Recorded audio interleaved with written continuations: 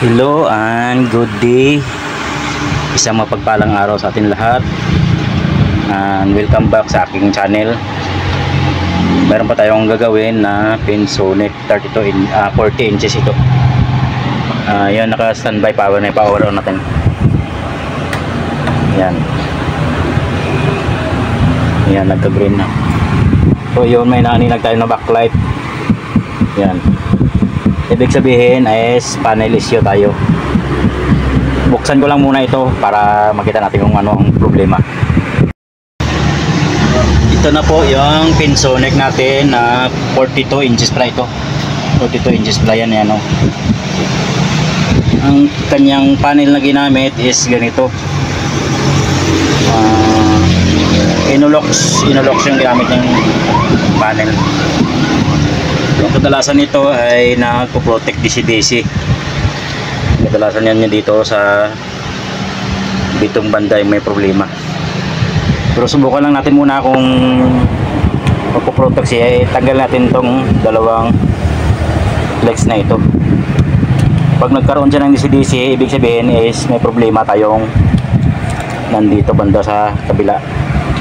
Subukan natin i-plug in at mag-voltage check tayo kung okay siya.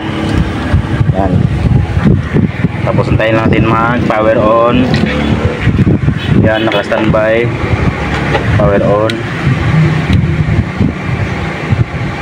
Yun, nag green na siya. Sana yung tester natin. Hanapin ko lang muna yung tester. Nandito yata. Ito na po yung Pensonic natin is 42 inches pala ito. Yan, oh. Yan. Yung ginamit na panel is Inulux. Sa mga ganitong klaseng panel nakadalasan na sira dito yung BGS natin. Pero subukan natin muna tanggalin itong dalawang flex na ito.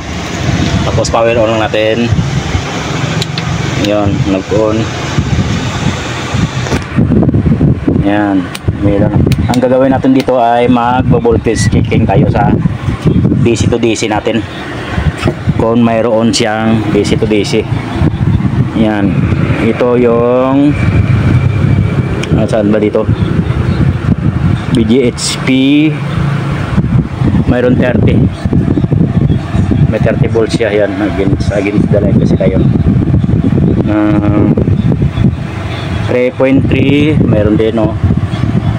So ano dito yung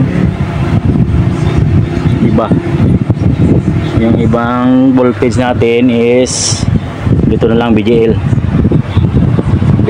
natin ano. Mayroon din siyang negative 8. So ibig sabihin mayroon siyang display siguro. Mayroon siyang display siguro. Silipin natin yung ano, yun, nag blue screen siya. Sabihin, may problema tayo dito sa kabilang channel. Dito nagpo-protect yung DC-DC natin.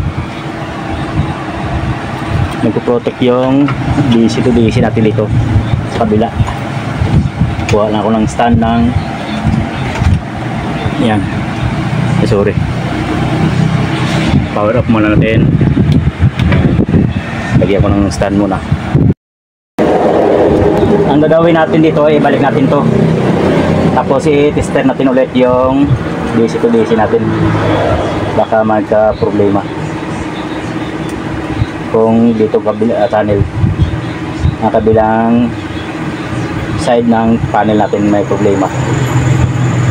Yan, ibalik natin ng tama, baka mag-short circuit tayo dito. Para hindi pantay. Yan. Yung isa. Yan. Yan. Nagbalik natin. Power on natin ulit. Magtitest tayo ulit ng DC to DC natin kung mayroon. BGH. Yan. Nagpo-protect niya siya. Yan.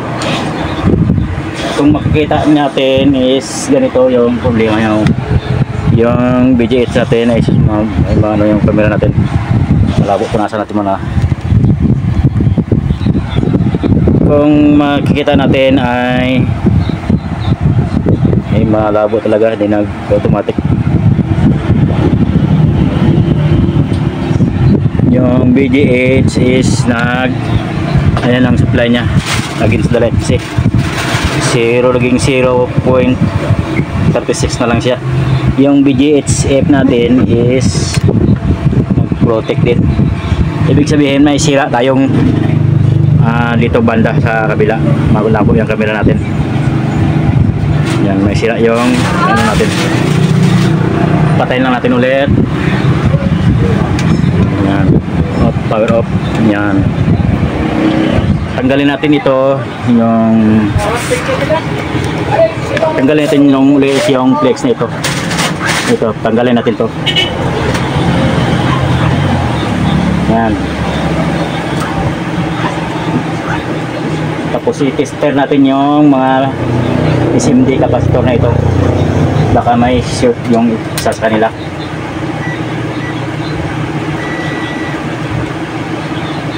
Yan.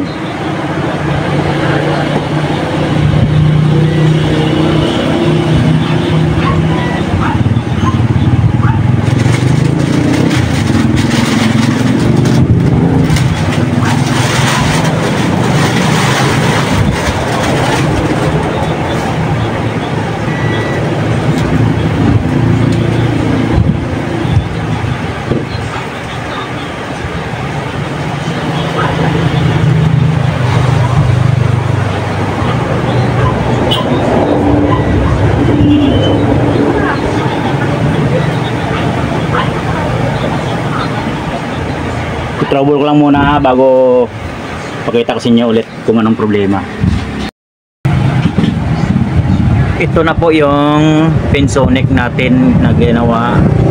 Naghang tayo ng mga kapasitor dito, filter kapasitor. Yan, yung SMD kapasitor na yan, lahat na yan, hang up yan. Yan. Nakahang yan. Ito nakahang din.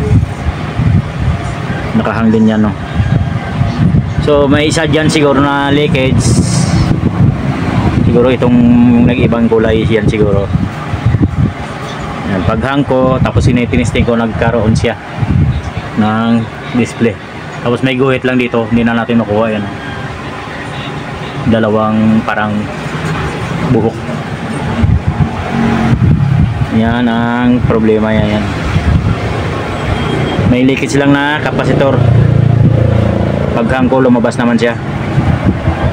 So yun lang ang ginawa natin. Dito lang yung problema, may ano. Subukan natin mamaya sa picture, pero may ano pa ko dito nakita, napansin na parang yun, may lines dyan, no? Pero makikita naman siya dahil na siguro yan sa parang nakaranas ng water damage do, yun, bibasa pa yun, no? Nakaranas ng water damage yata to. Subukan na natin itong matagal para malaman natin kung okay na siya. I-tester ko lang muna to, tapos ibalik ko na lang din yan mga kapasitor na yan. Pakita ko na lang maya pag nag-close na. Ito na po yung Pensonic natin, 42 inches. Ibalik na natin yan, dyan lahat. Okay na yan dyan. So sinulagyan ko na rin ng antena. Silipin natin yung picture kung normal. Yan, normal naman yung picture nya. Wala naman ka problema. So hanggang dito na lang po ang video na ito. Sana po may natutunan tayo sa mga baguhan na katulad ko. Natutunan tayong kahit kunti. Maraming salamat po sa makapanood, at makisuyo na lang sana po ako sa mga bago sa aking channel ay mag-subscribe po, mag-like and subscribe. Maraming salamat po. God bless you all. Bye bye.